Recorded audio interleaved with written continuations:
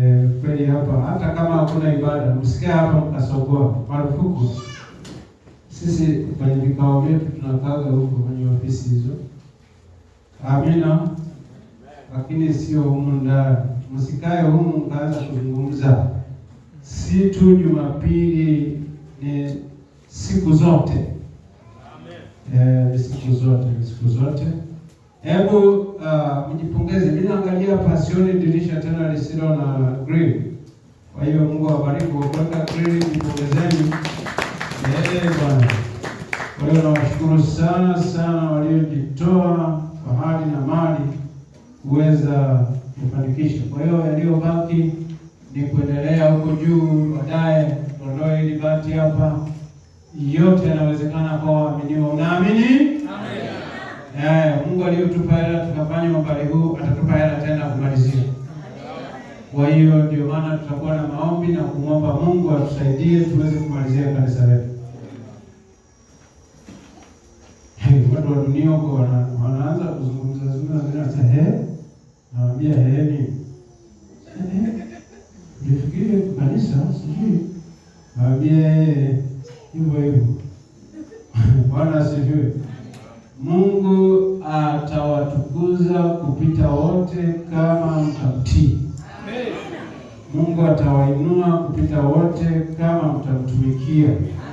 Na kumpenda kwa mioyo yenu yote, roho zenu zote, akili zote, nguvu zote. Kwa hiyo tumpende Bwana, atutendee mambo makuu, si mambo ya majengo. Tunataka tujenge rohoni. Japo tunajenga hivi vya kimwili na vya kiroho tunataka tuvijenge. Vya kiroho tufike juu zaidi, hata wale ambao wamefungwa kwenye magereza ya dini na madhehebu nao watoke waweze kuja kwenye ukweli. Mungu awabariki sana. Basi tunataka tusome kitabu cha Matendo ya Mitume. Kitabu cha Matendo ya Mitume.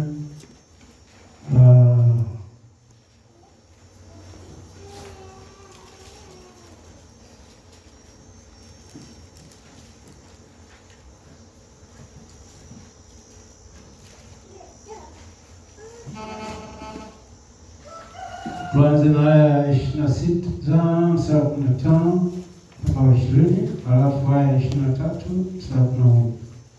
Matendo ya Mitume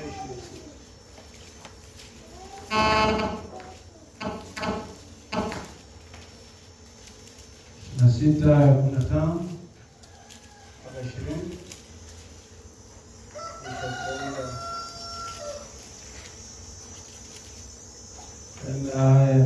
Sura ya 23 mstari 1. Ili tuanze na 26 mstari wa 15.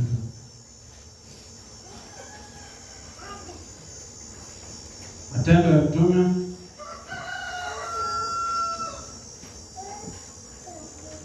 sura ya 26 mstari wa 15. Kabla tujasoma tuombe.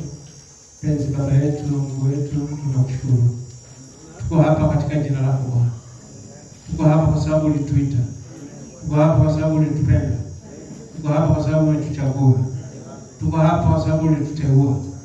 Kwa hiyo Baba, tunaomba utimize nyapo zako, ahadi zako juu yetu.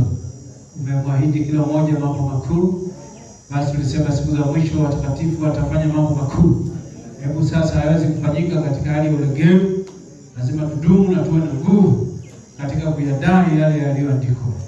Tusaidie Mungu wetu hata tunaposoma maneno haya, ukatutie nguvu za kiroho kuyapokea na kuyaamini na kuyatendea kazi. Amen.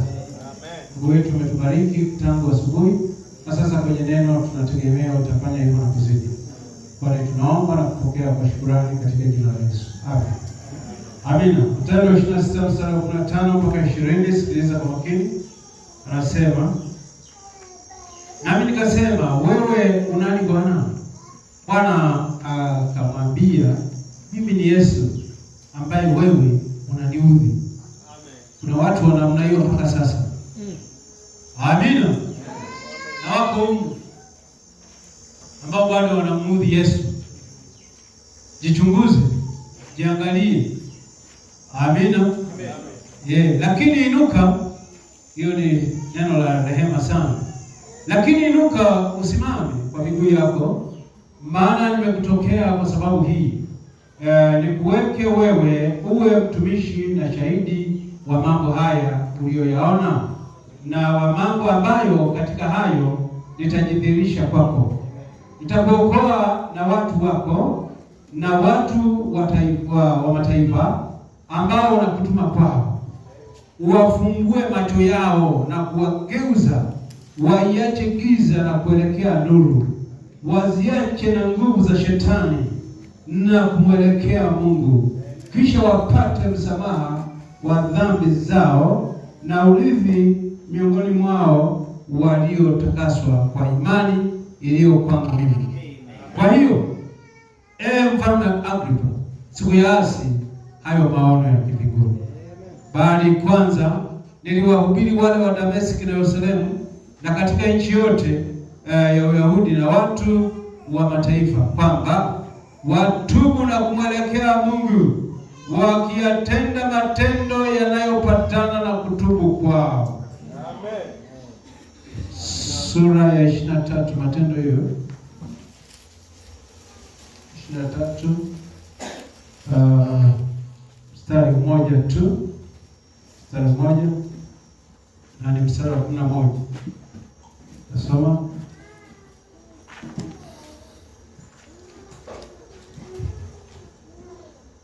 Usiku ule Bwana akasimama karibu naye, akasema, uwe na moyo mkuu, kwa sababu kama ulivyonishuhudia habari zangu Yerusalemu, imekupasa kunishuhudia vivyo hivyo Rumi nako.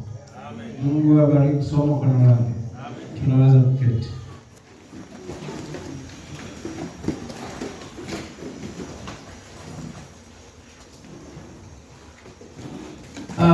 Bwana asifiwe sana. Bwana asifiwe. Amen. Ujumbe wetu napenda kuita maamuzi. Lazima maamuzi ya mwisho yafanywe. Amen. Yaani watu wasio na maamuzi kwenye maisha ndio watu wanaohangaika sana. Wasio na maamuzi kwenye imani hii ndio watu wanaohangaika sana. Lazima maamuzi ya mwisho yafanywe kwa kila jambo. Nitakalolitaja au sitalitaja, lakini sikia wewe, jua tu lazima maamuzi ya mwisho yafanywe. Amen. Unaweza ukacheza dhambini muda mrefu, lakini fika mahali ufanye maamuzi ya mwisho. Amen. Bwana asifiwe sana. Lazima maamuzi ya mwisho yafanywe, tukiwa na maana kwamba huu sasa wakati umefika wa kufanya maamuzi ya mwisho. Amen. Kanisa limefika mahali pa kufanya maamuzi ya mwisho. Amen. Watu binafsi, wakati umefika sasa wa kufanya maamuzi ya mwisho. Amen. Amen. Wandugu, wadada, vijana, mabinti, fanyeni uamuzi wa mwisho. Hayo yakiwa na maanisha kitu chochote ambacho unafanya duniani hapa usikifanye kama tulivyosikia kwa ulegevu. Fika mahali, fanya maamuzi ya mwisho. Utakifanya au nikiache kabisa? Nitaenda au nisiende kabisa? Nitakuwa Mkristo halisi au niwe mpagani? Amen. Amina. Nitaoa au sitaoa? Niolewe au nisiolewe kabisa? Fika ufanye maamuzi ya mwisho. Nizaliwe mara ya pili au nisizaliwe kabisa? Nijazwe roho au nisijazwe kabisa? Lazima wakati umefika sasa wa kufanya maamuzi ya mwisho, kwa sababu hatujui ni saa ngapi anakuja, ni saa ngapi kanisa litaondoka. Amina. Unaweza ukasikia ujumbe huu na ukakaa hata miaka mingapi ukasema mbona sijafanya maamuzi, lakini ulipoacha kufanya maamuzi tayari Mungu alipitisha mstari mwekundu, hutaufanya milele. Na pia anasema mahali fulani, Marekani ipo katika kipindi chake cha kufanya maamuzi yake ya mwisho, kama watampokea Roho Mtakatifu au hawatampokea.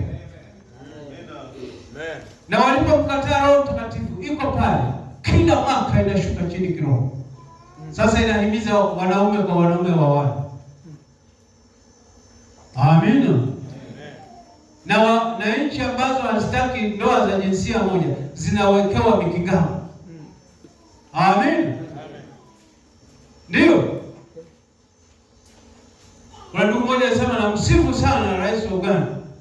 Anasema tutakata ile ruzuku au mikopo au nini, fedha zinazotolewa kule kwa ajili ya kuendeleza nchi.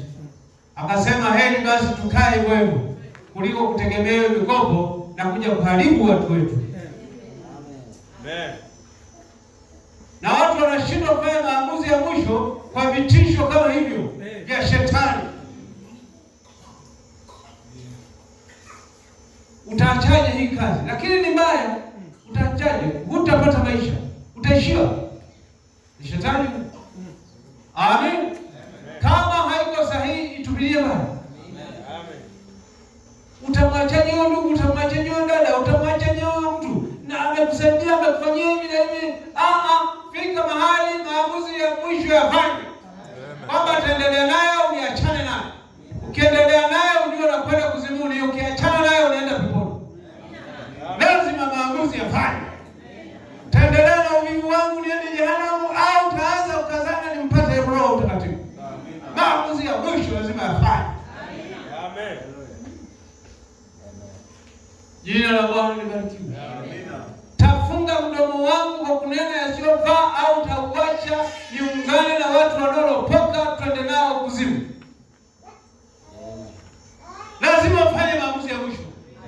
Sio bekaa kila siku. Haitakiwi. Lazima ufike mahali uamue kwamba mimi nataka kuwa Mkristo. Mimi ninaamua sasa. Upuzi huo ulimwengu na uacha. Natapiga kila kitu cha ibilisi sikitaki, na nataka Mungu, na Mungu ataonekana. Amen. Kwa sababu nifanya maamuzi mazuri ya mwisho. Amen. Chunguza sana watu wanapofika mahali wanafanya maamuzi yao ya mwisho. Na wanafanya maamuzi ya mwisho wakati mwingine wamechoshwa. Wamechoshwa na hizo hali. Amen. Amen. Kama huoni na kuchosha, kama huoni dhambi na kuchosha, hutafanya maamuzi, hutaokoka. Bado naipenda, bado naionyesha, bado mawazo, maneno, tabia zako za kidunia, maamuzi ya mwisho hutafanya. Na angalia sasa, pengine Mungu alitaka usikie ujumbe huu. Sasa ukiacha kufanya maamuzi ya mwisho, pengine Mungu atapitisha wino mwekundu. Utafanya tena milele. Fika mahali ufunge kinywa. Fika mahali uamue kwamba Ukristo. Fika mahali muonyeshe Mungu, nimekubali, nimekutii sasa kwa moyo wangu wote, nitakubali kutembea na wewe, iwe mvua iwe jua, nina fedha sina fedha, nina njaa sina njaa, nina nyumba sina nyumba, nitakutii, nitakuheshimu, na hapo ndipo Mungu anajitokeza. Amen. Hawezi kujitokeza mpaka maamuzi ya mwisho yafanye. Bwana asifiwe. Amen. Sauli alishindwa kutoa maamuzi ya mwisho. Goliath anakuja na watu gani hapa? Watafanyaje? Hawakufanya maamuzi ya mwisho. Wako pale wanaendelea kutukana. Lakini siku ya kwanza wangetukana na kufanya maamuzi ya mwisho. Unajua ni Mungu anafanyaje? Anataka aunge mkono jambo fulani wao utakalolianzisha. Kianzisha maombi anaunga mkono. Amen. Kianzisha kusoma anakupaka mafuta, udumu na uendelee katika jambo hilo. Lakini hawezi kabla wewe hujaanzisha. Amen. Amen. Lakini akaja Daudi amini maamuzi ya mwisho. Haiwezekani. Haiwezekani Mfilisti asiyetaiwa aendelee kuwatukana taifa la Mungu au jeshi la Mungu. Haiwezekani. Bwana asifiwe sana. Amen. Akafanya maamuzi ya mwisho. Na alipofanya maamuzi ya mwisho, aliangalia kwamba Mungu ni yeye jana leo na hata milele. Amen. Kama ni jana niliokoa simba na dubu, na leo ataniokoa Mfilisti asiyetaiwa.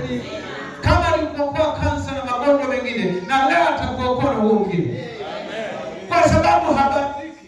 Sikiliza, tutasoma. Mungu nabii anasema, kama Mungu alitumia ndoana, amina, Bwana asifiwe, kuvua samaki, leo atumie mti. Unasema ukasema Mungu siku hizi kaendelea. Maana amebadilisha kidogo. Amen. Mungu akianza na ndoana, haleluya, kuanzia huko mwanzo tangu ulimwengu ulipoanza, atamaliza na ndoana akikuwa samaki tu. Amen. Wale geuze ni wanadamu mwenye akili. Leo wafanya hivi, leo tengeneza gari na namna fulani, leo wajenga nyumba. Sisi wanadamu ndio tunabariki. Mungu hana kigeugeu.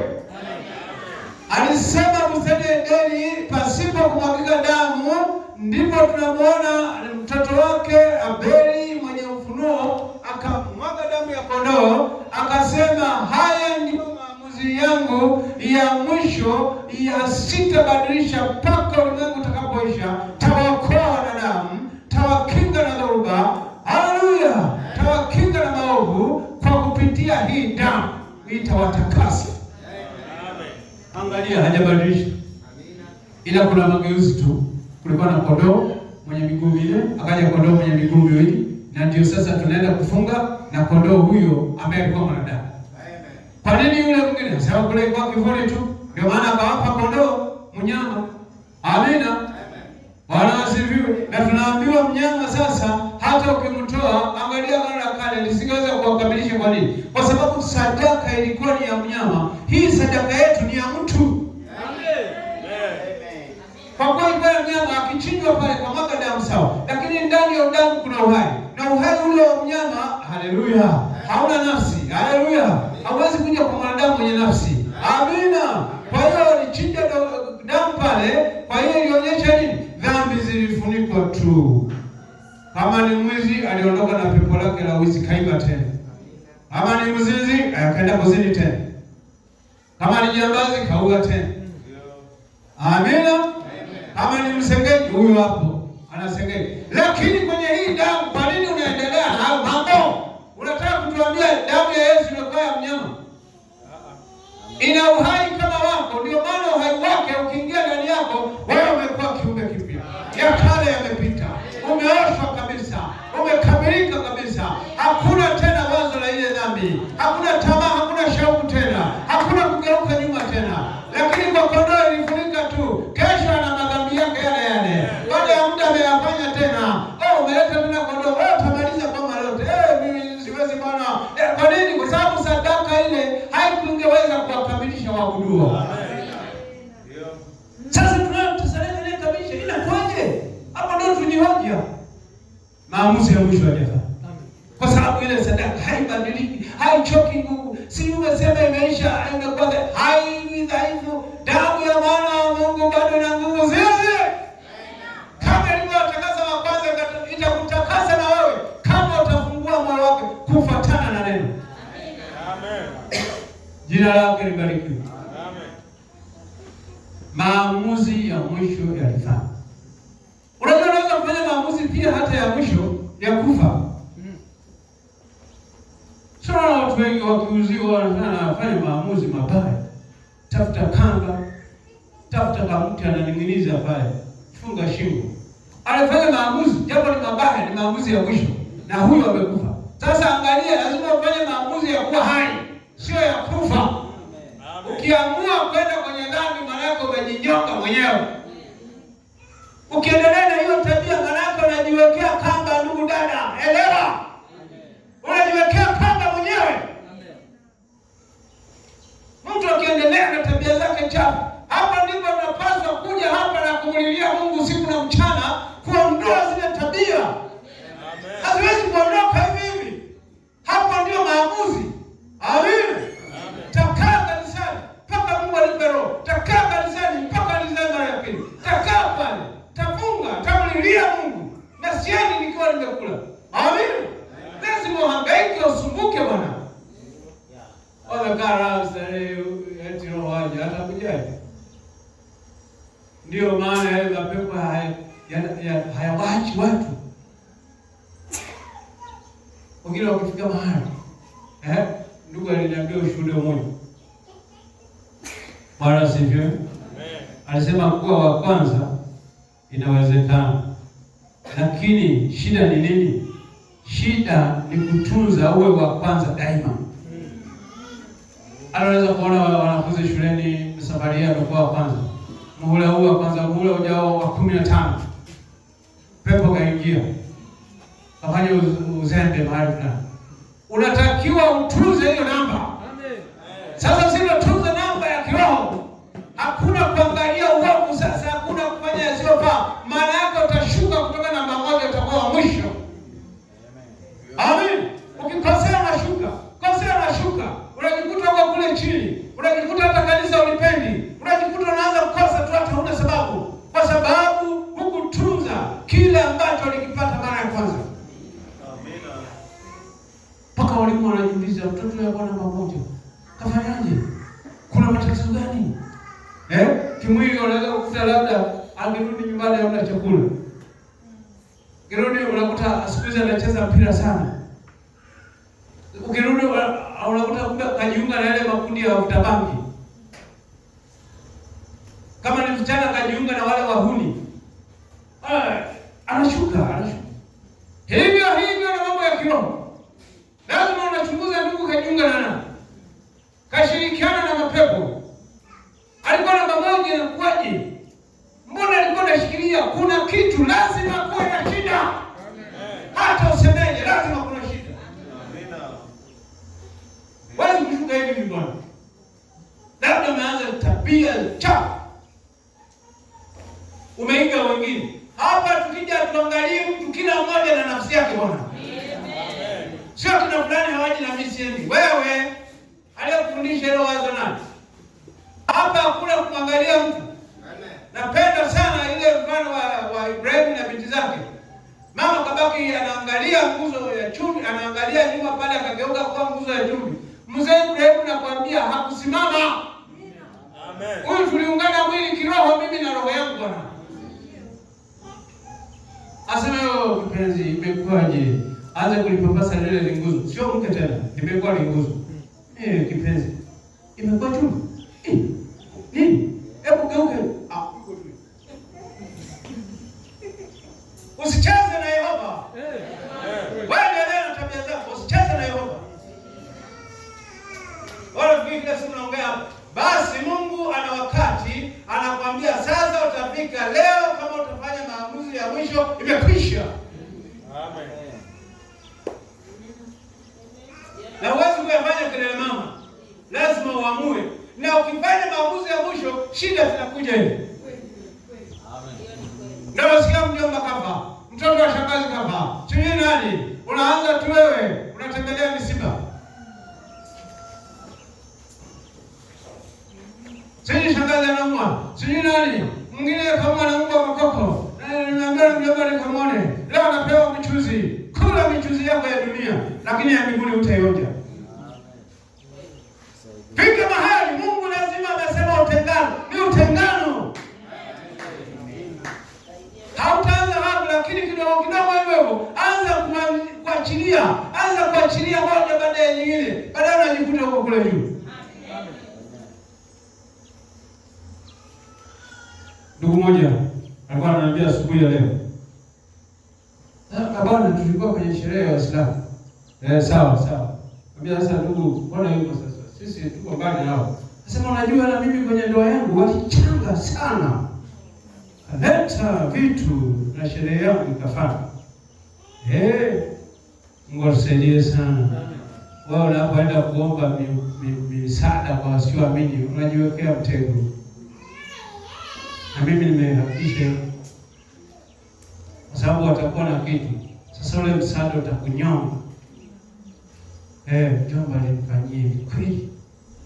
Leo na hiki na hiki. Hata ni cha kipagani utakwenda tu kwa sababu ulishapokea. Ulishauza uzaliwa wa kwanza. Sasa tafanyaje mbona sina nguvu? Sasa chukua ile sadaka iliyo hai. Hiyo ndio itakupa nguvu uweze kudharau yote ya dunia. Amina. Wewe nataka nikamwage baba yangu amekufa nikamzike. Acha wafu azike, shika njia. Amen. Amina. Bwana asifiwe. Lazima uwe makini. Sasa sikiliza. Utapata ufunuo wa kuyaacha hayo kama hujapanda ngazi. Lazima upande ngazi ndipo Mungu anakupa nguvu za kukataa hizo sherehe za kipagani. Lakini kama huna, na mimi sitaweza kama sina nguvu.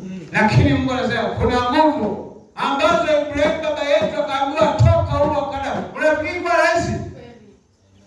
Nimehubiria wangapi anasema mama yangu amepia Lutheran, baba yangu kapia Lutheran, wajomba mashangazi wote. Ila tu mimi nitoka. Siwezi kuacha familia. Nenda na familia yako, lakini tunachukua familia ya Mungu. Amen. Tunachukua familia ya mbinguni. Amen. Maamuzi ya mwisho lazima yafanye. Mungu hataki mguu mmoja huko mwingine huko. Tabia hii na huko iko. Na wewe hakuna kitu kama hicho. Unakuwa unajaza namba. Fika mahali na uweze kufanya maamuzi ya mwisho. Unakubidi uje hapa mulilie Mungu siku na mchana. Amen. Tafuta uso wa Mungu sasa. Nimekubariki sasa. Tulifika mahali tukachunguza tukaangalia. Amezaliwa mara ya pili ndio. Tukaambiwa hata Yakobo alizaliwa mara ya pili. Maana alikuwa mzaliwa wa ndugu yake. Amen. Lakini kuzaliwa mara ya pili, Bwana asifiwe, hiyo ni sawa na kuhesabiwa haki. Bado kuna utakaso. Kwa sababu alipoenda kule, bado anaweka fimbo zenye rangi. Alafu anadanganya wale mbuzi. Wanazaa wote wenye madoadoa. Wote ni wa kwake. Na anazaliwa wa kwanza. Na amehesabiwa haki. Hajatakaswa bado. Amen. Amen. Hajampata Bwana wa Bwana. Amina. Jina lake libarikiwe. Amen. Wakati wa kuondoka akasema naona wake zangu baba yenu jicho lake sio kama siku zote. Naona tena na vijana wanaanza kusema wale shemeji zao sasa. Yakobo ukachukua mali ya baba yetu yote. Tanyang'anywa. Mimi niko peke yangu wenyewe wako hivi. Akaondoka usiku. Amen. Amen. Kaenda kama siku 3. Mzee alisafiri akamwambia Yakobo kule kuchukua familia kaenda watu wao wachukua. Mzee akaanza safari. Akamkuta mbele huko anapokuja mzee anasikia na taarifa nyingine na Esau anakuja. Lazima ukutane na mimba na michongoma pande zote. Tunamtaka Mkristo aliyeiva. Taka Mkristo aliyepita mahali mafinyu. Amen. Amen. Sasa kufunga hujajaribu wewe Mkristo gani? Pambana. Amina. Anakuja, anasema alinyang'anywa zao. Alafu na watu kama 400. Wewe kumilaki tu watu 400?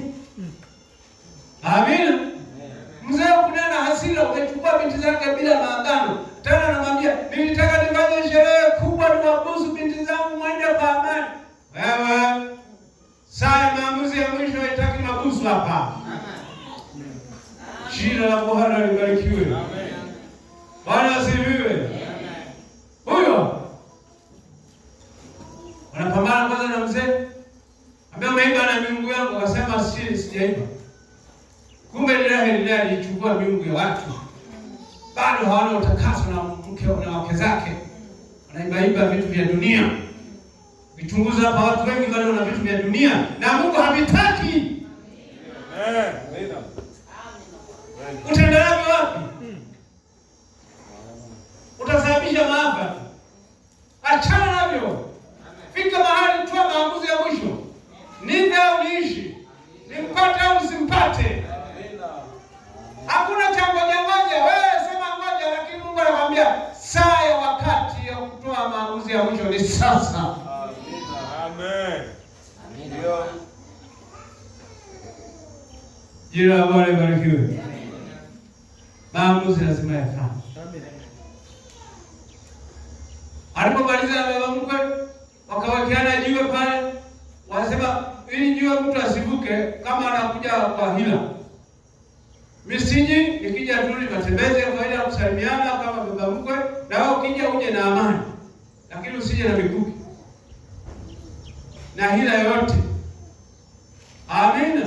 Zamani watu hawakuwapa watu wazee mtu atakufa, lakini jiwe hili mpaka unyakuo liko hapo. Bwana asifiwe. Okay, wakamalizana naye kwenda mbele, anasema amekaribia. Akagawa makundi ya ng'ombe na kondoo na mbuzi, mpeni mwambieni zawadi ya utumwa wako. Akamwambia ninazo nyingi. na mimi nimetajirika, lakini bado uliniambia uzaliwa. Amina. Unacheza hii njia wazi, kila mwana mwendee Mungu lazima ajaribiwe. Lazima Yakobo apitishwe. Hawezi kuwa mtawala kwa Mungu alafu hana mazoezi, hana ujuzi wa vita. Hapa ndugu dada nakwambia huwezi mpaka uwe na ujuzi wa hii vita. Sababu Mungu hataki kuja kuaibishwa na wewe. Mungu asaidie sana. Ndipo huyo sasa anakuja, asema basi nigawe makundi mawili. Nyewe nendeni na wanawake, alikuwa na wanawake wasijua ngapi. Kwa wawili na mazulia huko haya. Sasa nendeni na watoto tangulieni. Akipiga hili kundi lingine lije. Angalau limpozeshe, akishindwa hii zawadi ya pili. Lakini alizikataa zote. Amina. Ndipo akasema sasa nifanyeje? Kulikuwa na kama mtu anakasema kavuka pale saa moja hiyo. Amina. Ndipo naona mtu amesimama kiwiliwili giza. Ambia wewe nani? Na wewe kwa nini uniulize jina langu? Alikuwa ni Yehova mwenyewe.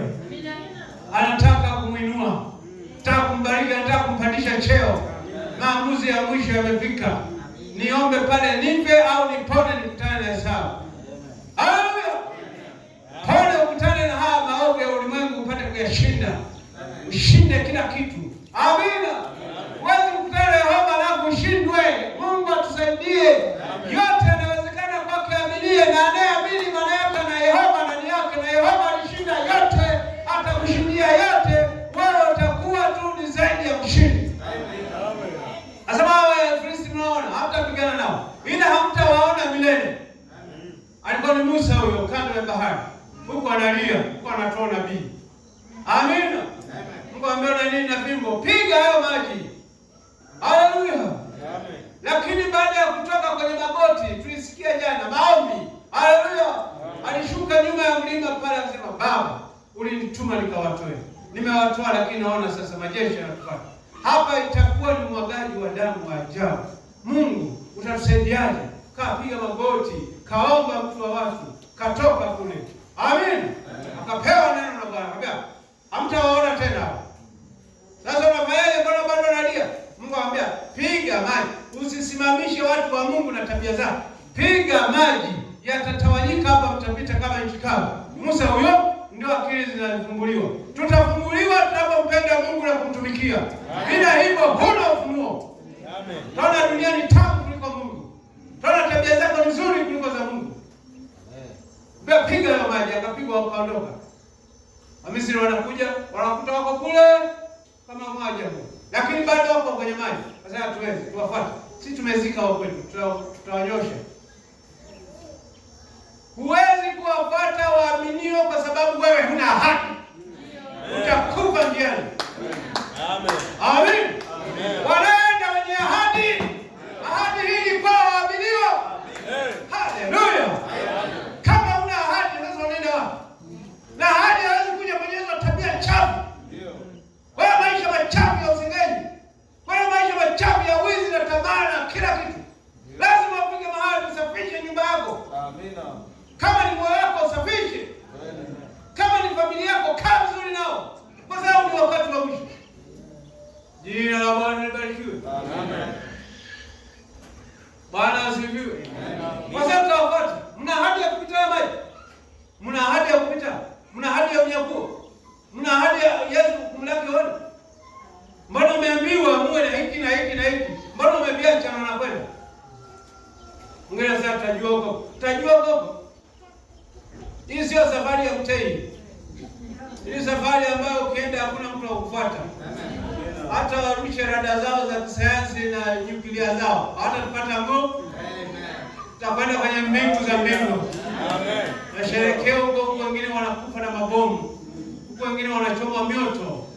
Wewe, fanya lako kimbie hiyo. Amen. Ndio. Tangaza mikesha hapa, watu watalala hapa. Laleni. Laleni. Kila Mungu atajitoa hata jana. Amen. Hata jana. Na kumbe unapokuja kwenye mkesha kila kwanza la pili mwezi mwaka miaka miwili mitatu. Ukimwambia usikesha analia. Kwa sababu imeshashikamana na damu yake. Imeshashikamana na moyo wake. Unafikiri tunashikamana wewe kwa mkesha wa siku moja? Ni ukidumu.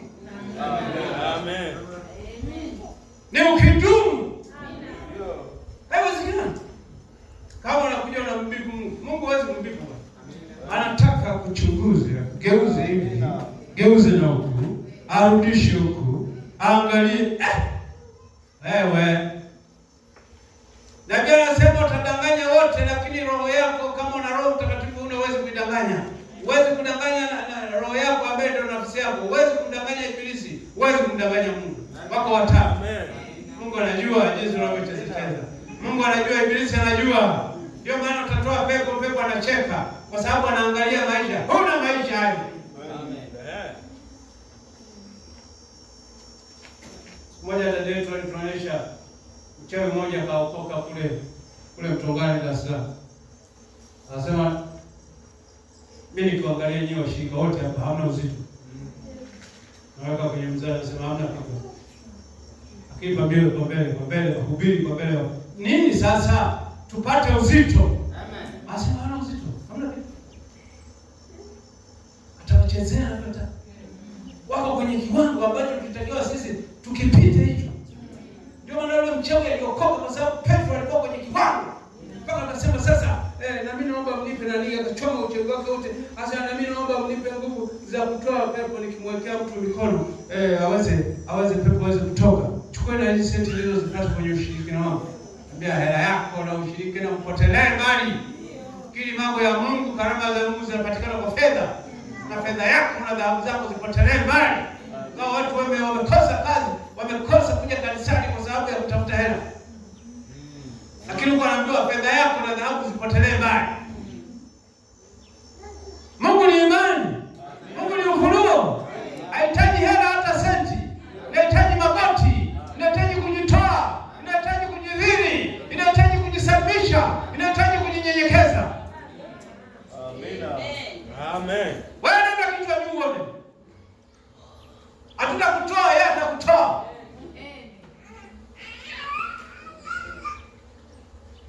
Jina lake libarikiwe. Amen. Akaangushana mieleka mpaka asubuhi. Inaonesha huo ni mkesha. Amina. Amen. Sio kesha mpaka saa 6 saa 7 unarudi. Ni mpaka asubuhi. Amen. Ulipoanza kupambazuka mwambia niachie. Sasa sikuachie. Niachie kuna pambazuka, sikuachie. Yakobo kashikilia. Akamgusa kwenye ufungu wa paja. Mungu kateguka akawa anaenda na kuta mguu. Hata mpaka sasa Israeli hawali nyama ya uvungu. Amina. Chinja ng'ombe hawali nyama hiyo. Haleluya. Bwana asifiwe. Akawaambia sikuachii mpaka unibariki. Niachie, sikuachii. Nimweleke. Huko. Ni maombi. Ndugu huko, dada huko. Nia tafuta. Jani nani huko hapa? Nataka Mungu. Amina. Ngine wenye wachumba ndio watapata shida. Sijui mchumba wangu akiniona kamasi nimetoka hivi. Huyu naye mchumba huyu. Maana yake roho kakugaragaza pale ni vumbi Mungu. Makamasi. Unacheza. Amina. Anakuja kwa nguvu eti. Nguvu zako ni kama unyoya tu. Unapamiwa tu kama unyoya. Watu hapa yuko kule. Mungu anateketeza ulimwengu hapa. Atawabatiza kwa roho na kwa moto. Wewe kuchoma moto. Nani anasimama kwenye moto? Amekanyaga moto na kukaa. Sio mtu. Hata kama ni kidema ataruka. Moto wacha bwana.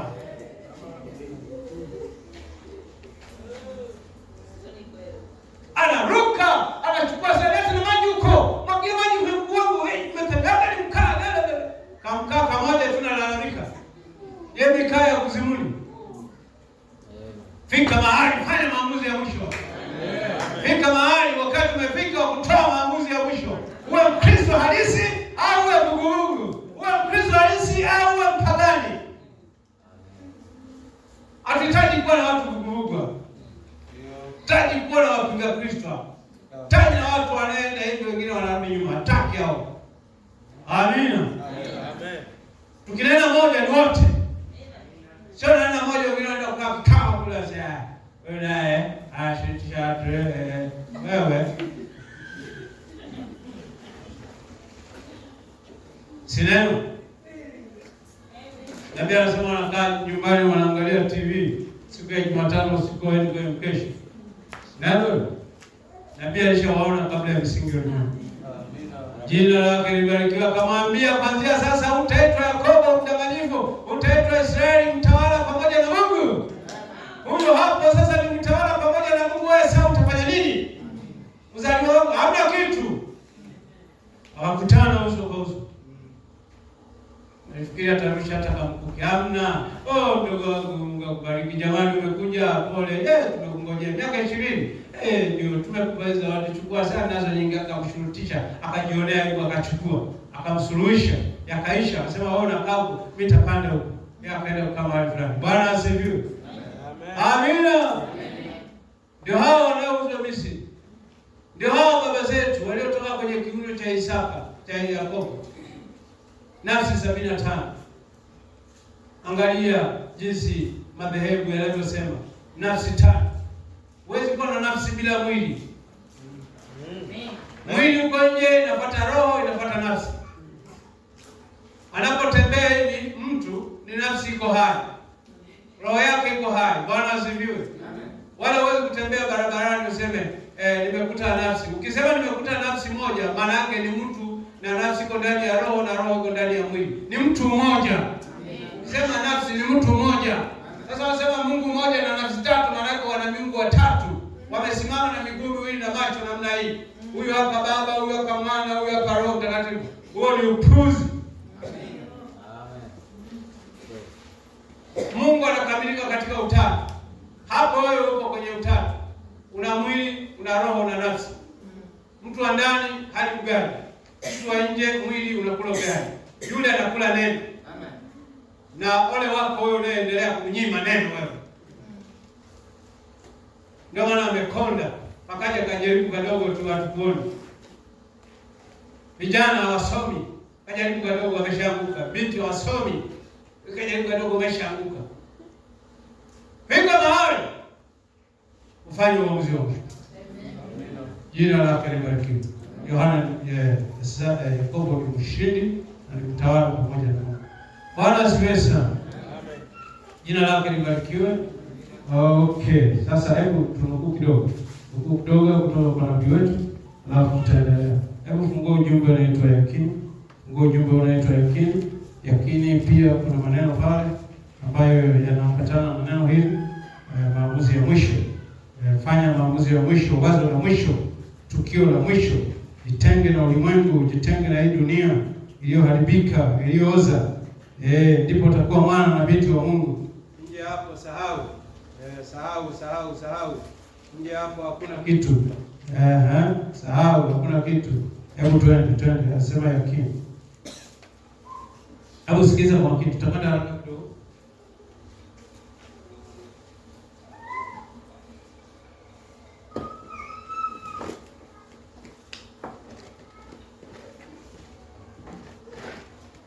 Hii yakini ya mwaka 62:12-30 hapa haina namba, sijui tafuatiliaje.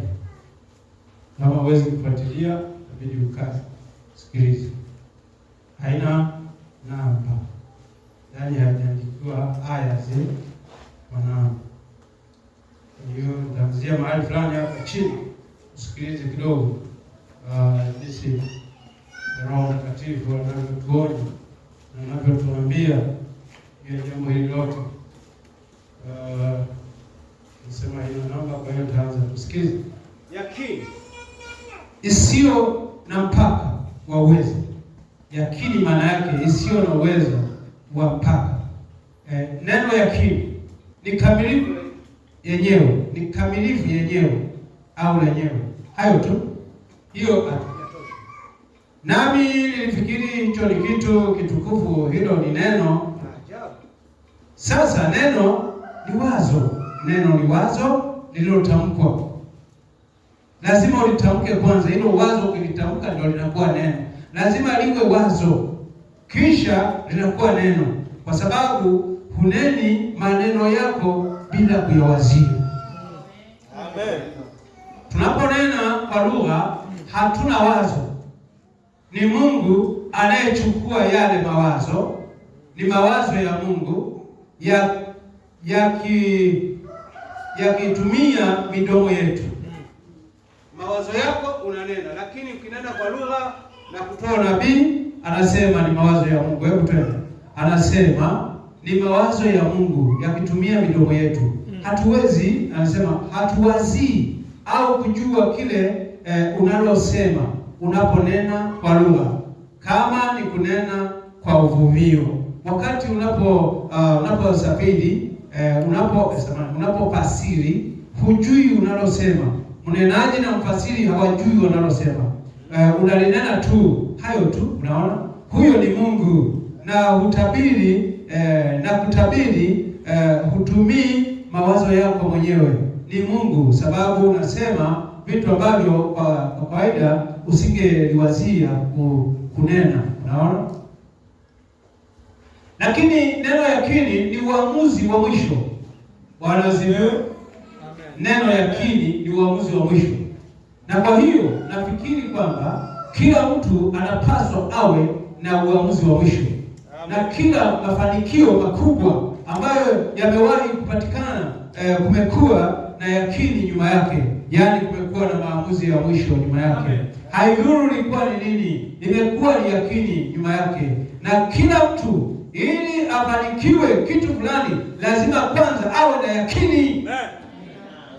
Ndio nikakwambia hakuna jambo lolote bila kuwa ukiwa na yakini, yaani mawazo yako ya mwisho kwamba nimeamua kujenga mwaka huu, utajenga. Amen. Maana umeweka yakini yako pale. Amen. Amen. Nimeamua kuoa mwaka huu, utaoa.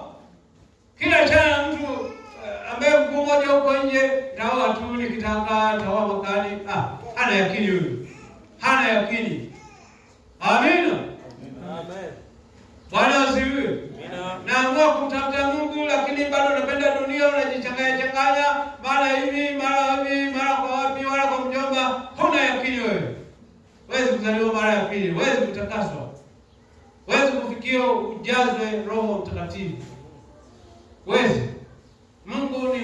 Mungu anasema yeye yuko makini sana kwa viumbe vitakavyoingia mbinguni. Huwezi kumdanganya wala huwezi kupita. Kwani anasema kanisa lake kwanza ni lisilo na mawaa, lisilo na kunyanza, lisilo na madoa. Kadoa kadogo hakuna. Niambia hapa. Yaani hapa tunapaswa kunyenyekeana. Amen. Ndugu akiongea wengine wamsikiliza. Dada akiongea wengine wamsikiliza. Dada, mbona unasemaje? Ukasema, sawa dada, tutafanya. Ndugu sawa ndugu, tutafanya. Tutakuwa pamoja na wewe. Yaani hivi. Mchungaji akisema ndo kabisa, mchungaji akisema bwana. Amina. Mchungaji akisema kesho watu wanadharau. Lala. Mje wewe mbindi ya watatu. Kaa. Hilo ni kanisa la Mungu linapaswa, anasema kwenda pamoja limepatana, kwa sababu likienda faraka haliwezi kupiga hatua hata moja. Maana Mungu kwake hakuna faraka, ni mashariki, magharibi wote, kusini wote. Na mashemasi wanapaswa kuwa macho.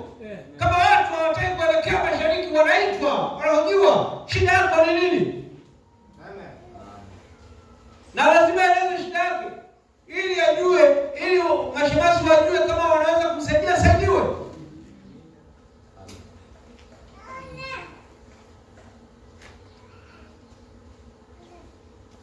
Jina la Bwana libarikiwe.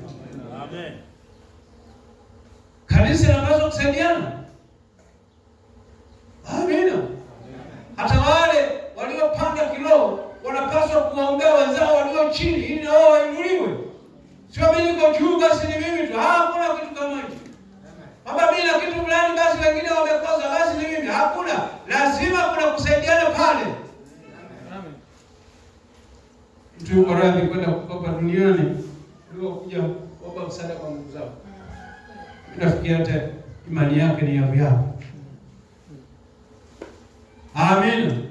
Na ndugu zake nao wanapaswa kuwajibika. Shida ya mmoja ni shida ya wote.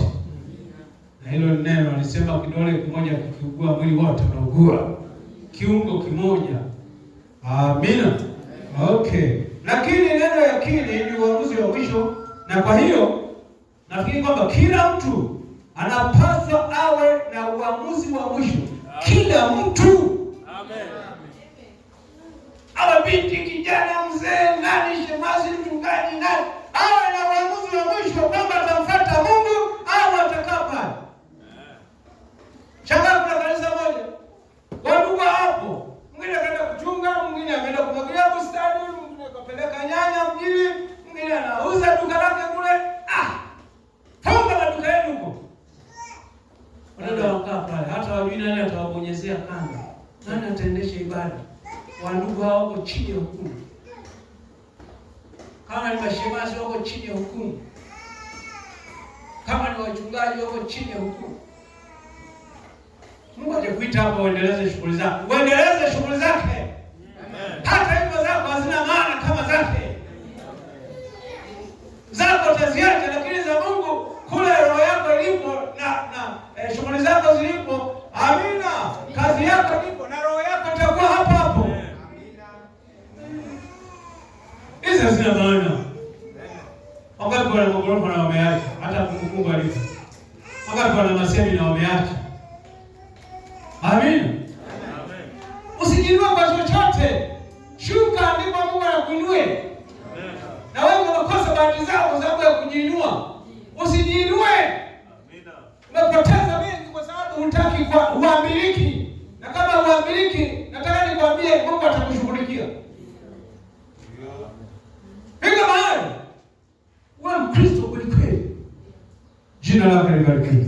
Huyu hapa anasema kila mtu, angalia, kila mtu anapaswa awe na uamuzi wa mwisho. Na kila mafanikio makubwa ambayo wamewahi kupatikana, kumekuwa na yakini nyuma yake. Amen. Amen.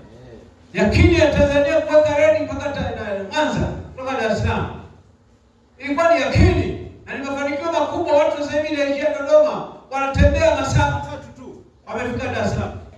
Lakini panda basi ABC kuelekea Dar es Salaam. Umepanda saa 12, utaingia saa 2 usiku. Kila mafanikio makubwa ni yakini iliwekwa. Tujenge, tufanye hivi, tuelekee hivi. Wote walifanya. Amina. Yakini ya kanisa tuliposema tujenge kanisa, hilo hapo. Amina. Yakini ngaje wengi hawaitambui. Amen. Wengi wanataka kunyosha mkono hata waguse. Maana wako nje hawataki ile yakini iliyowekwa kwamba tunataka kujenga. Na yakini mbalimbali tunaziweka hapa. Wengine hata hawataki kuziunga mkono. Unapaswa uziunge mkono kwa sababu ninyi ni mwili mmoja lakini wenye viungo vingi. Siwezi kuondoka hapa nimeacha mguu nyuma huku. Au niko kanisani nimeacha sikio nyumbani. Aibu. Mwili wote unapoelekea ni wote. Na viungo vyake vyote huko pale. Amina.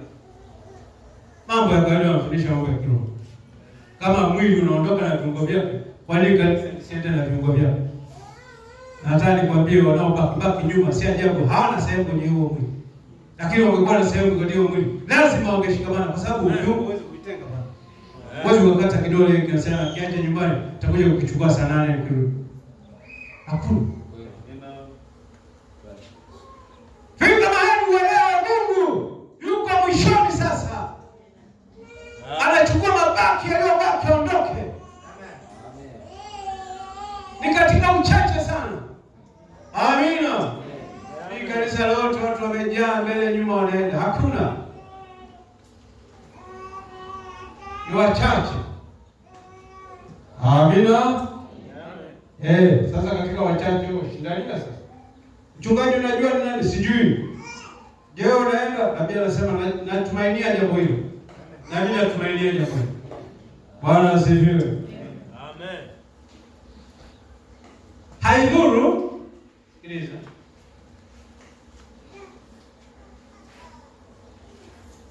Haidhuru ilikuwa nini? Imekuwa na yakini nyuma yake.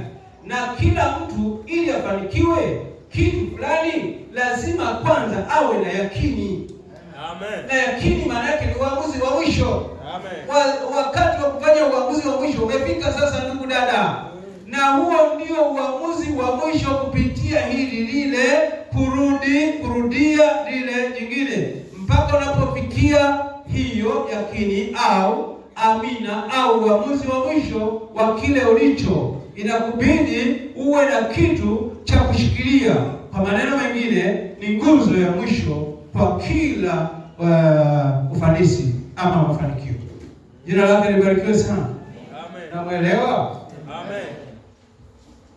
Nenda haraka sasa. Sikiliza. Na iko mahali fulani nguzo ya kushikilia ufanisi, iko mahali fulani. Yaweza ipitie kwenye mambo mengine tofauti mpaka ifikapo nguzo ile ya kujishikiza. Unaona, inaweza kupitia huku na kule, lakini itatokeza. Lakini kuna amina, yaani neno la mwisho. Kwa hilo lote lazima uwe na kitu kama hicho. Huwezi kuishi bila ya kuwa na moja. Amen. Sikiliza, mwangalia Ayubu. Sasa alikuwa anayakini kila mtu kila kitu kilimwendea vibaya ama kombo. Mtu huyo, mtu wa haki. Sasa tusinge thubutu kusema kwamba hakuwa mwenye haki, kwa sababu Mungu alisema alikuwa mwenye haki. Ni neno lilisema Ayubu alikuwa ni mwenye haki. Dunia nzima hakuna kama yeye. Sasa unawezaje kusema hakuwa na haki? Sema vile neno limesema. Alikuwa na haki. Jina lake libarikiwe sana. Amen. Hiyo hapo anasema hakuna mtu angethubutu kusema vinginevyo. Sasa sikiliza. Ayubu alikuwa mkamilifu machoni pa Mungu, naye alikuwa na hilo, sababu alikuwa na uamuzi wa mwisho, alikuwa na yakini wakati kila kitu kilionekana kinyume. Amina. Amen. Maradhi yalipotokea, marafiki zake labda wangelisema sasa ndivyo hivyo Ayubu, hilo ladhihirisha kwamba unafanya dhambi. Walimwambia unafanya dhambi kisije, unafanya dhambi, umekosea. Ndipo maaskofu walipomjia, waliwaita wafariji wa Ayubu, na badala ya kumfariji hawakuona kitu ila dhambi katika maisha yake, kwa sababu Mungu alishughulika naye jinsi alivyofanya. Bwana asifiwe. Na watoto wake waliuawa, mali yake ilichomwa moto, kila kitu alichokuwa nacho kilienda kombo, na hata maisha yake mwenyewe yalikuwa katika hatari. Aliketi tu juu ya majipu yakijaa toka usoni mwake hadi kwenye nyayo za miguu yake. Na hata yule mwenzi wake mpenzi mzuri, mama wa hao watoto, alisema inakupasa kumlaani Mungu upate kufa. Naona wanawake wasiojazwa Roho Mtakatifu, wanawake ambao hawajazaliwa mara ya pili. Ayubu alikuwa mkamilifu, lakini mwanamke hakuna kitu. Usiwe hivyo basi. Tafuta Mungu. Sio kae kwa Mungu wa baba au mume. Tafuta Mungu wako. Amen. Haya maneno yanatoka kwa kinywa cha mama mpenzi wake. Sika binti ana watoto.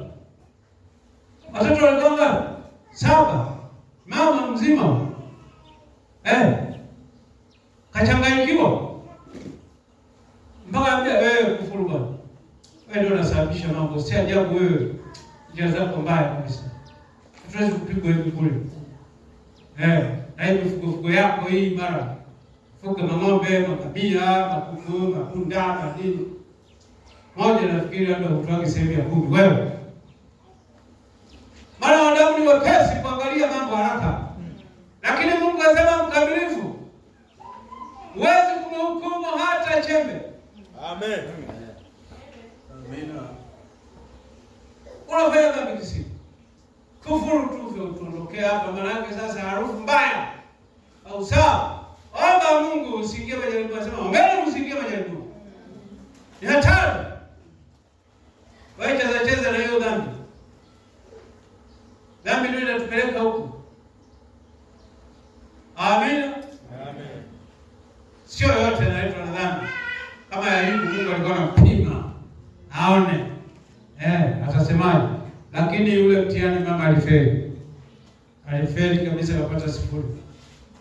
Anamwambia mwenzake hapo, sio akaolewe tena.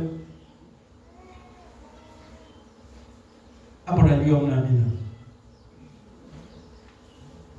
Inakupasa umlaani Mungu upate kufa. Lakini usoni mwa hayo yote Ayubu alikuwa na yakini. Amen. Kama una yakini utafanya yasiyofaa. Sikiliza. Katika wakati wa magonjwa kama tungeweza kujifungia kwenye hiyo yakini, Ayubu alijua ya kwamba amefanya mapenzi ya Yehova, na alikuwa na imani katika haya yale ambayo ameyafanya, kwa sababu Yehova alihitaji hayo, alihitaji sadaka. Kama tu tuweza kutenda hilo, Yehova alihitaji kafara ya kuteketezwa kwa ajili ya dhambi yake, na Ayubu si kwa ajili yake tu, lakini kwa ajili ya watoto wake alitoa. Bwana asifiwe. Alitoa sadaka ya kuteketezwa, na haya ndiyo yote Mungu aliyotaka. Amina.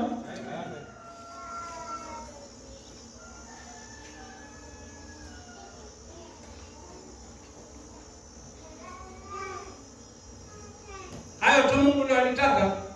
Sadaka katoa, wenda watoto wako wamefanya dhambi, kaweka vizuri pale, kila kitu akaweka vizuri.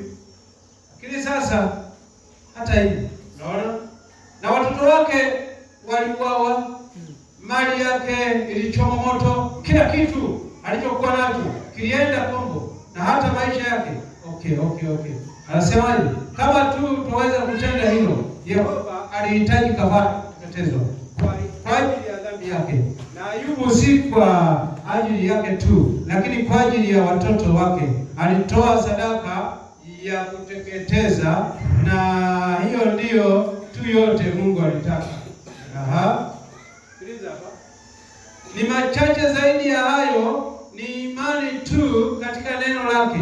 Na wewe kama ukifanya neno lake, yakini yako waweza ahadi yoyote ya Mungu katika Biblia, waweza kujifungia nafsi yako kwake. Haidhuru mawimbi ya kupiga vipi, bado umefungiwa kwenye yakini yako, na yakini ni neno la Mungu. Neno la mwisho, maamuzi ya mwisho ni neno la Mungu. Neno amesemaje? Kwa kupigwa kwake sisi tulipona. Shikilia hiyo, ndio yakini sasa. Amina. Ndio. Mwana amani na watu wote. Shikilia hiyo, ndio yakini sasa. Amen. Jina la Bwana libarikiwe. Penda nini? Hiyo ndio yakini sasa. Amen.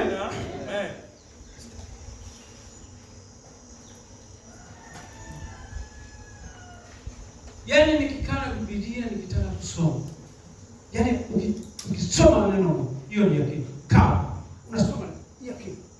Amen. Maneno maovu yatoke kwetu. Usherati na uzinzi na nini usitajwe kwetu. Yaani usitajwe. Sio utende, usitajwe. Amina. Na yakini. Sasa kama unazoea kutajwa, ole chukua hatua ambayo unaenda kufanya, alafu unasema wewe Mkristo. Sahau. Jina lake libarikiwe. Amen. Kila neno la Mungu ni yakini kwako kwangu. Amen. Tukidumu hapo, shetani hata tupata ng'oo. Amen. Lakini tunaacha luzi, tunaacha nafasi, tunaacha vitu vimening'inia. Ndugu akiguswa matusi anaporomoka, dada matusi, dada hamheshimu mume, yuko tu. Ukishikwa na mambo mengine duniani, ndio umeolewa uko na dunia, hata huonekani. Sasa wewe una yakini ipi? Kile Mungu alichosema ndio yakini. Amen. Hebu tusichukue muda hapo kidogo. Hebu twende sehemu nyingine. Haraka sana. Lakini kuna neno sijalisoma.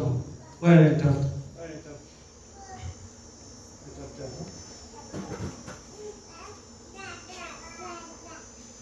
Angalia mabishano yaliyokuwa waliokuwa nayo watu gani? Wanyanyasaji hao.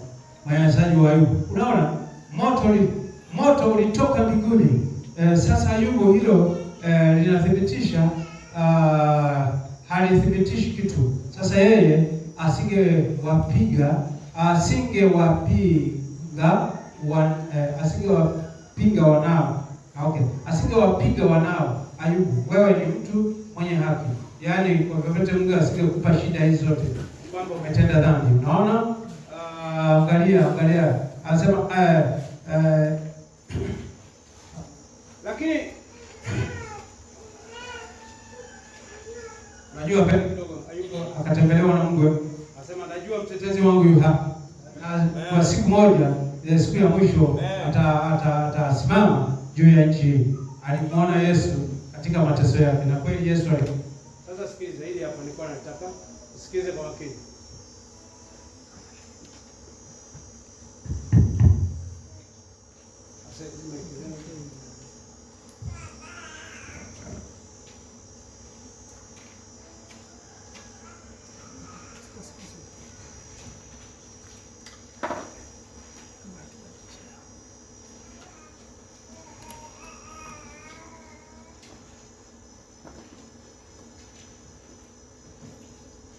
Sikiliza, hili muhimu. Hizi maiki zinapaswa kuandaliwa kabla ya ibada. Kama ni beti zinunuliwe hata za 1000.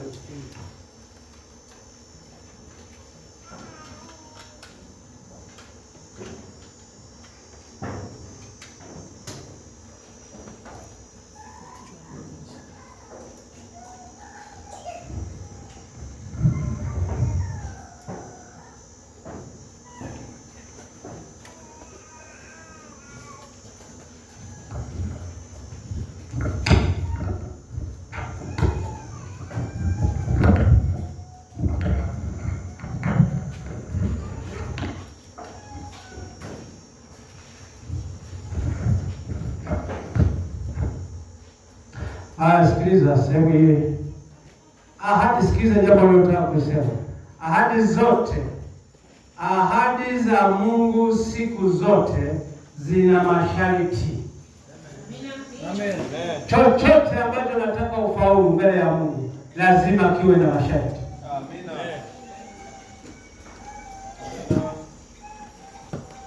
Lutu wakati wanatoka pale kulikuwa na masharti. Kimbieni, msigeuke nyuma. Kuna masharti. Amen. Amen. Kila ahadi Mungu akupa kuna masharti. Sikiliza anasema. Ahadi za Mungu siku zote zina masharti. Ya kubidi kabisa. Haidhuru wewe ni wa kiasili vipi, yani wa kiroho. Wa kiasili vipi kwa ile ahadi. Iko chini ya masharti siku zote. Jinsi tungesimama hapa na kuyapitia maandiko mbele nyuma kwa masaa kadhaa, naona kwamba yale masharti ndiyo yanamaanisha kitu. Waweza kuwa na kiasili utakavyo, lakini ni chini ya masharti kwa ile ahadi, kuchaguliwa tangu awali na kadhalika. Angalia sasa, Ibrahimu yeye alimwamini Mungu na ikahesabiwa kwake kuwa ni haki. Sasa lingekuwa jambo baya jinsi gani kukabili ulimwengu uliostaarabika mwanaume wa miaka 75 akiwa na mwanamke wa miaka 65, nao wameishi pamoja tangu walipokuwa vijana, mume na mke, sababu mke alikuwa nusu dadaye, na sasa alitazamia kupata mtoto wake, lakini alikuwa na yakini hapakuwepo na kitu kingalitikisa ile yakini yake, ile maamuzi yake ya mwisho. Amina. Bwana asifiwe. Amina. Hata wakikaa miezi mitano, mwaka mmoja, miaka miwili, miaka 10, miaka 20, anasema mtoto atakuja kwa sababu Yehova amesema. Yakini ya Ibrahimu ilikuwa kwenye neno la Mungu lililomwambia utapata mtoto. Imemaliza, utapona, imekwisha. Jina lake libarikiwe. Bwana asifiwe. Hebu anasema tumchukue Musa kidogo.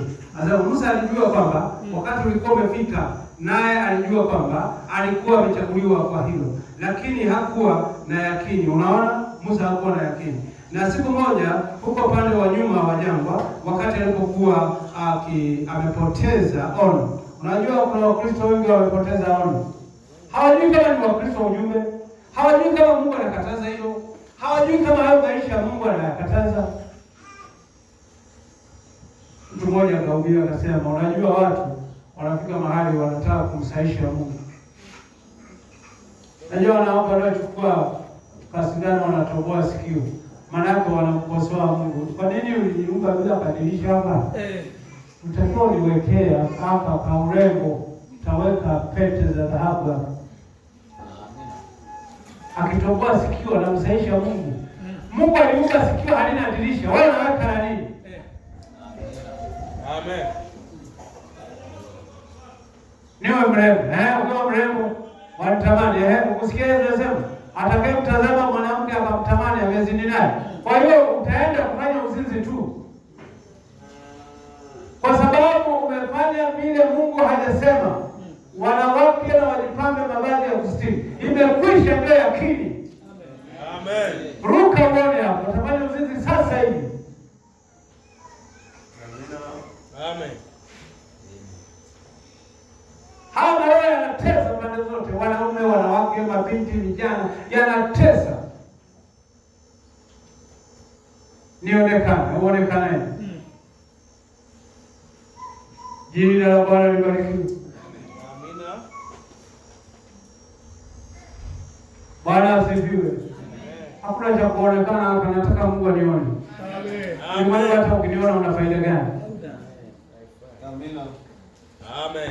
Na ndio maana wakati fulani tupewe vitu kwa sababu lengo lako sio zuri, uonekane, ujulikane. Mungu atusamehe. Ujulikane kwa nani? Julikana kwa Mungu ambaye atakupa mbingu na nchi. Amina. Ambaye utakaa huko na utashuka hapa kwenye dunia hii, utakaa miaka 1000. Uko pamoja na Yesu. Sio sana dogo ukae na Yesu aliyepitia msalabani kwa misumari, wewe unapitia kwenye kitanda cha maua. Sio jambo dogo, sio rahisi. Anataka wote wanaoendea wapitie huko. Amina. Paulo anaambiwa usiende kule. Kuna watu anayejifunga mshipi, kuna mateso yanamgoja kule. Lakini Paulo anasema mnanivunja moyo. Kwa nini mnaniumiza roho yangu? Mimi sio tu kwenda kufungwa minyororo. Niko tayari nife kama mfia imani. Amen. Amen. Anamkumbuka Stefano wakati anapigwa, amekufa Stefano kama mfia imani. Anapigwa yeye ameshikilia majoho ya wale wanaompiga. Anaeleweka kwamba ni yeye ndiye alitoa amri apigwe afe. Kwa hiyo ukikumbuka hayo anasema hii njia hapana. Na mimi nitatia ushuhuda wangu kwa damu yangu mwenyewe. Ili nijulikane nimekufa kama mfia imani. Haleluya. Amen. Amen. Tukiongea mambo ya kufa huko, tumefika mbali. Hata tukibembelezwa sana na hayo madawa, lakini siku moja lazima tutoke. Amen. Lazima tuondoke. Sasa tuondokaje? Hiyo sasa ndio siri ya Mungu. Lakini Paulo anasema nataka nikafe kama mfia imani. Ndio maana hawezi kumsikiliza huyo roho anayemwambia viboko na shida na mateso yanamngojea mtu. Sasa hiyo tu. Ana shujaa. Amen. Bwana asifiwe. Mimi sio hayo, niko tayari kufia Yerusalemu. Amen. Na ndio tunasema hapa ambia soma mbele. Ulimenishuhudia Yerusalemu na Rumi nako. Mpaka kafika Rumi. Akaisalia. Akashuhudia huko. Alikuwa kumbe anapeleka ujumbe. Siku moja tunaandamana bwana mmoja. Yeye akaamini ilikuwa bado hajabatizwa. Katika harakati za kumwendea abatizwe, nyumbani ukawa na shida. Mke anamwambia ukienda dini hiyo uliniolea Pentekoste na tukakubaliana. Sasa unaponiacha nichukue nipeleke kwetu uniache. Naona misimamo hiyo ya kipepo. Nirudishe pale ulikonitoa. Ndio tuachane. Yaani nirudishe kwetu. Yakini ikashindikana. Afikiri rahisi. Jamani, tunacheka. Lakini alishindwa yule ndugu. Yule mwanamke alipotea kama siku 2. Tafuta hayupo. Kaambia mchungaji sasa, hebu nipeleke kwa mchungaji. Akalisale, ampeleke. Kumbe Mungu alitaka nikamshuhudie yule mchungaji.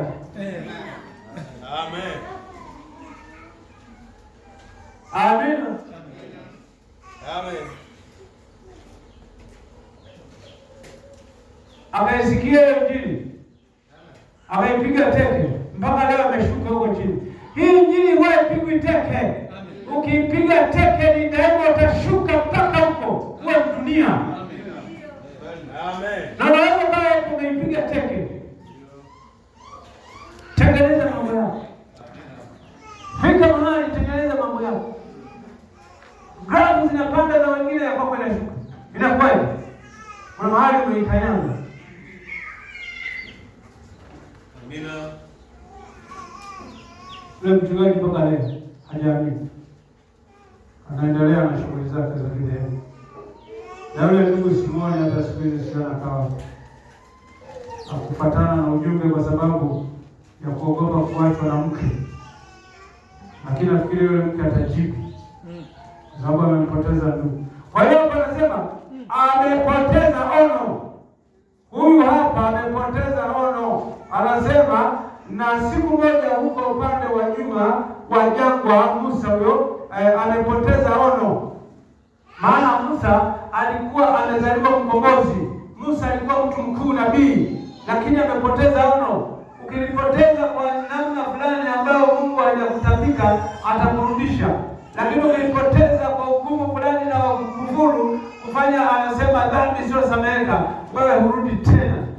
Musa hajakufuru pamoja na kumuua Misri. Jina la Bwana libarikiwe. Sasa sikiliza, anasema Mungu akamtokea katika kijiti kilichowaka moto akisema, Musa, nimeona mateso ya watu wangu, nimesikia mateso yao na kilio chao kwa sababu ya waamuzi wao wanaowapa adhabu. Nami nimekumbuka ahadi yangu, nimeshuka ili niwaokoe. Sasa shuka uende Misri. Lo, jamani, kasema akalalamika. Kasema mimi si msemaji. Ukombozi wangu si mzuri. Unaona si mzuri sana. Yaani pengine kuzinena kwake hawataniamini. Ndipo kaambiwa tupa zile ishara, fanya hivi na fanya hivi. Kisha Musa wakati alipokuwa chini kule, naye akatupa chini ile fimbo kule Misri. Unasikia nabii anasemaje? Anasema naye akatupa mbele ya Farao. Unasikia? Wale wachawi wa Farao na wale wachawi wakaja wakatupa zao pia. Musa kamwe hakukimbia na kusema, lo, wema, nilikuwa nimekosea. Mimi nilikuwa ujanja mdogo tu wa kiuchawi, labda nilikosea.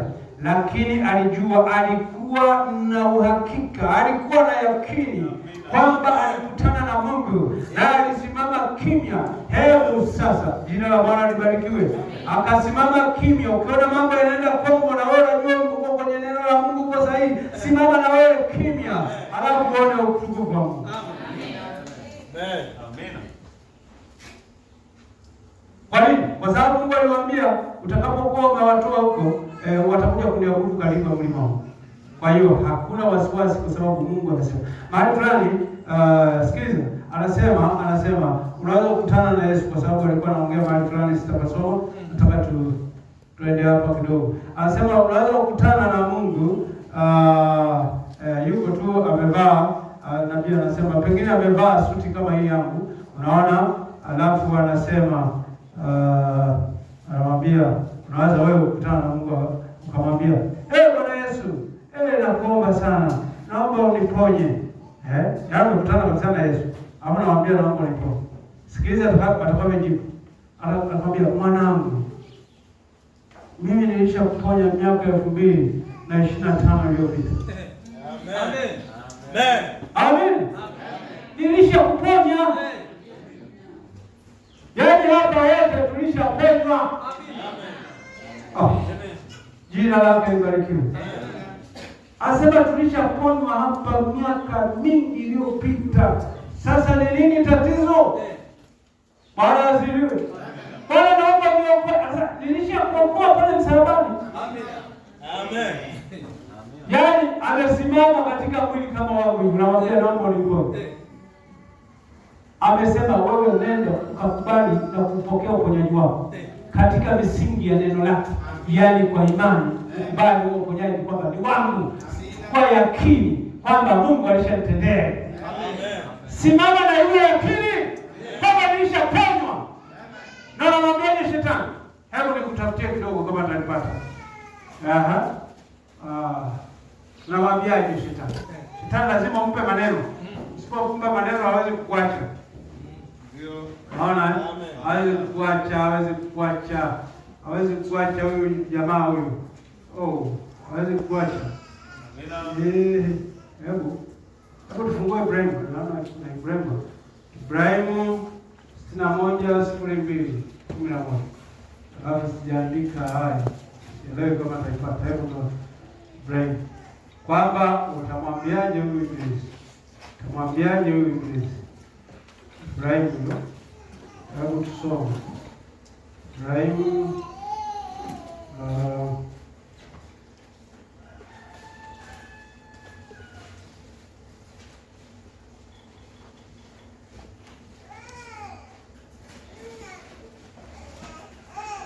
nilishakuponya miaka mingi. Naomba niponye, nimezidiwa Bwana Yesu. Asema wewe amini tu. Amina. Sasa unaniambia sasa tu unatuambia sisi hatuamini. Amesema uamini, yote ni yako kama ukiamini.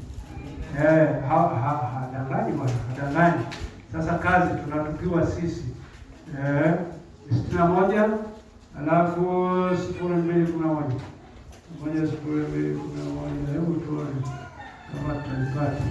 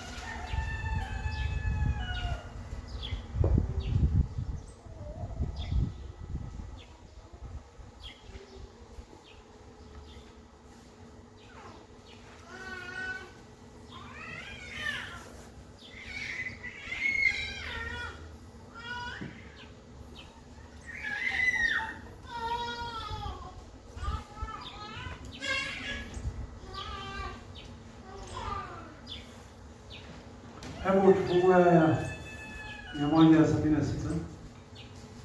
176.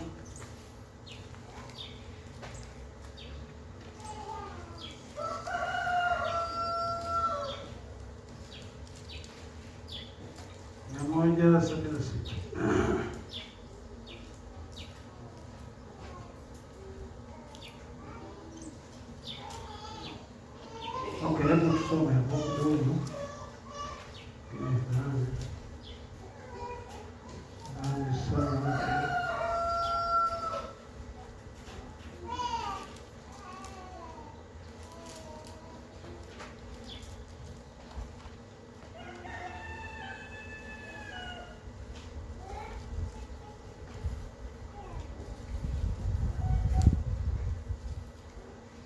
Hilo tulishazungumza.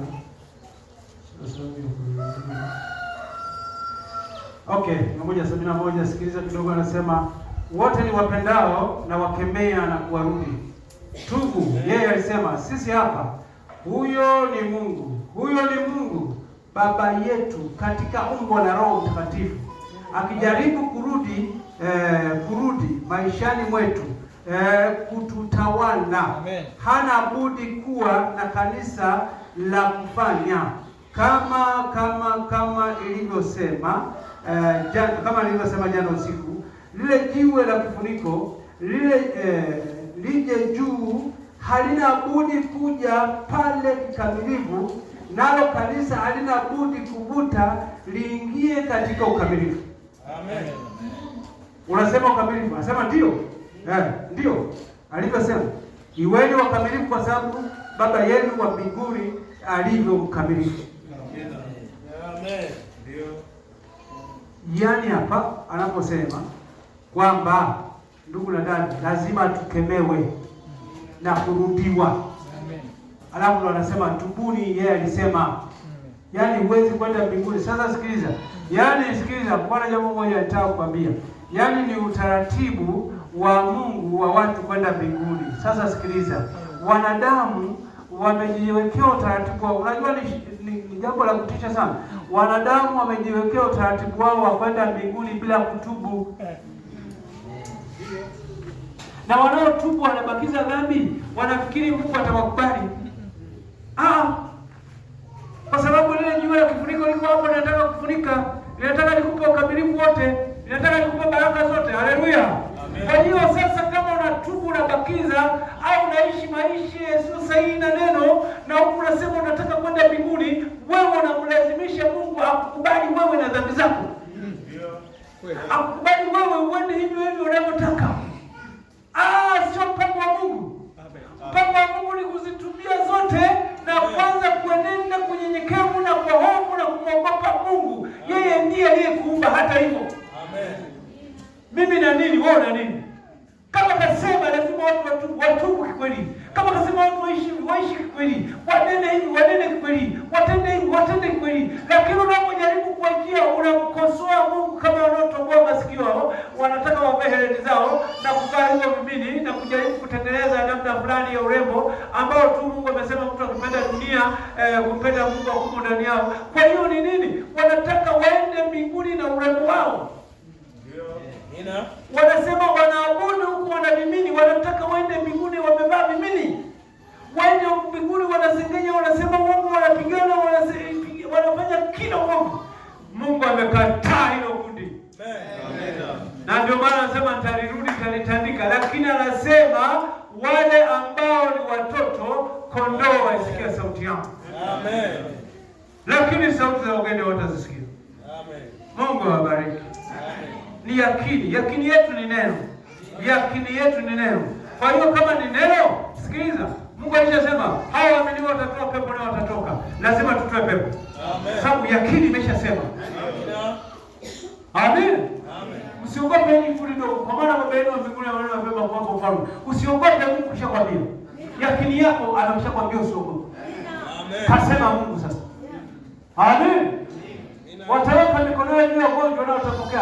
Unayakini, unamwendea shetani, unayakini. Mungu naamini hajasema uongo, ni kweli. Weka mkono pale na maamuru pepo atoke. Amen. Kwa sababu yakini ni neno. Amen. Maamuzi ya mwisho, usemi wa mwisho, final say, yani neno la mwisho ambalo ni Bwana asifiwe. Wakati wako umefika, lazima uitumie sasa. Kila kona, una shida, una adha, una magonjwa, una nini, litumie hilo. Ning'inia hapo, shikilia, tia nanga yako kwenye neno. Ogopa sana hata huko nyumbani kwako, umekaa kwenye chumba hata jangani, ukaacha neno, uko shidani. Amen. Yaani kuna jicho linakutazama. Jicho la Mungu linaenda huko na huko, linatafuta wakamilifu wako wapi, wanaoishi sawa sawa wako wapi. Mungu asaidie sana. Bwana awabariki. Nenda nyumbani ukijua yakini yangu ni kile Mungu amesema. Kama Mungu amesema msije kukutanika kama kawaida wengine, lazima tukutanike kwa sababu ndio yakini yetu ya neno. Amen. Mshirikiane. Sadaka kama hizo Mungu anazipenda. Toeni mili yenu iwe dhabihu iliyo safi takatifu. Wekeni mbali ile dhambi tuzingayo kwa upesi. Nira yangu ni laini, mzigo wangu ni mwepesi. Hiyo ndio yakini. Mungu amesema mzigo ni mwepesi, mtu yeyote aingie hapa, huo mzigo anaweza. Amen. lakini shetani ameandikiwa asiwafungulie watumwa wake. Akikufunga kwa pombe, akikufunga kwa ukaba, akikufunga kwa tamaa, akikufunga kwa uchawi, ni moja kwa moja mpaka utakufa nao, kama Yesu hajaje kufungua. Na Yesu hajaje kufungua isipokuwa kubali, ungeuke useme Yesu ulishanifungua pale msalabani. Kwa nini mimi naendelea kuteseka hivi? Yesu ulishanifungua, kwa nini naendelea na tabia? Kwa nini naendelea na haya mazungumzo? Kwa nini naendelea na haya makundi? Kwa nini naendelea kuteseka hivi? Baba njoo, nimekubali uponyaji wako. Nimekubali ulivyonifungua, ulivyonipa. Na maana kuwafanya kuwa huru, mtakuwa huru kweli kweli. Mungu awabariki, tusimame. Amen. Nafurahia neno lako Baba wa mbinguni, nafurahia neno lako Baba, nafurahia ujumbe wako Baba wa mbinguni, nafurahia neno lako Baba, neno lako taa yangu Baba wa mbinguni, nafurahia neno lako nafurahia ujumbe wako Baba wa mbinguni, nafurahia neno lako Baba. Hapa kwa ile sana bila kuimba, wengine mnapiga makofi kizee. Hata tukizea hapo, sisi wote ni vijana. Mbinguni hakuna wazee. Nafurahia neno lako Baba wa mbinguni, nafurahia neno lako Baba. Neno lako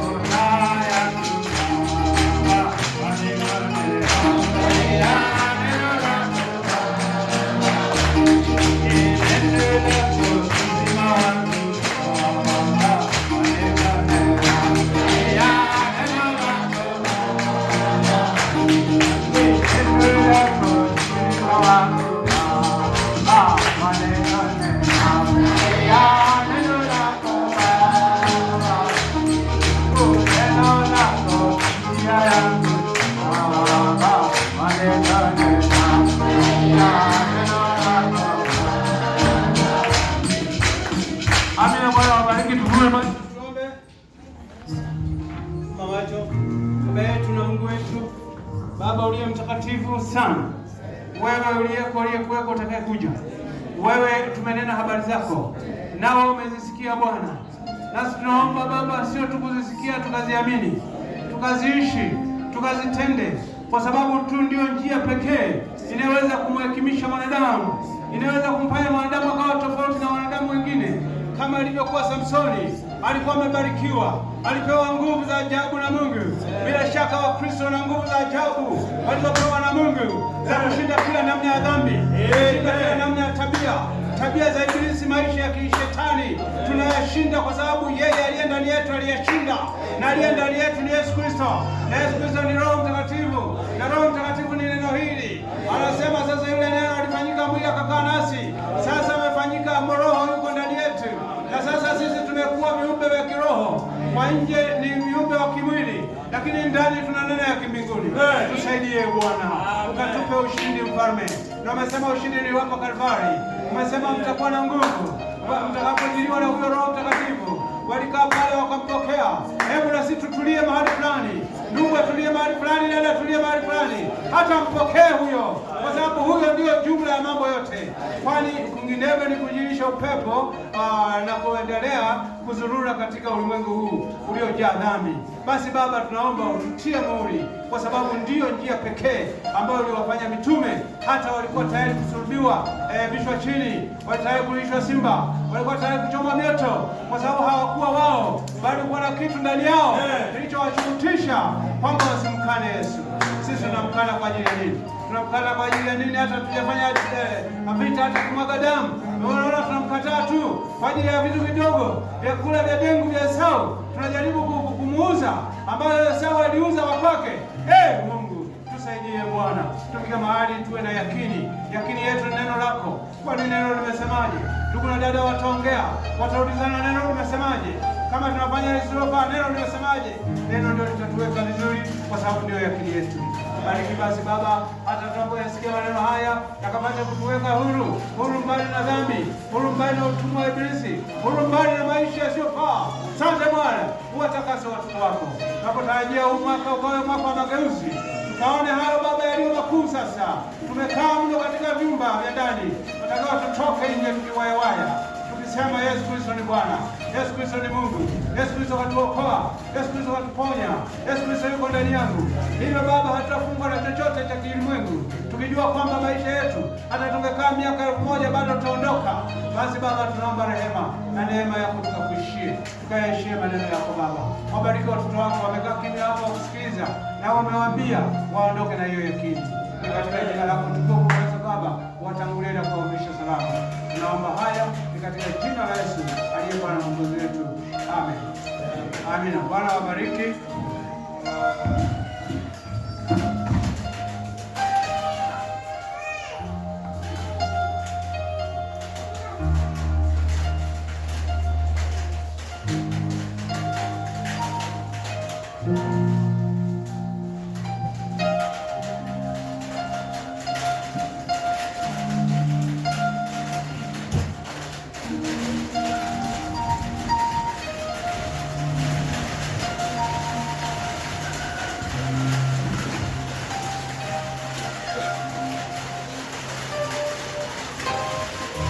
Bwana bariki.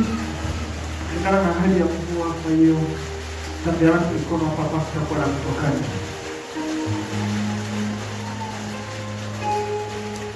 Maneno na Bwana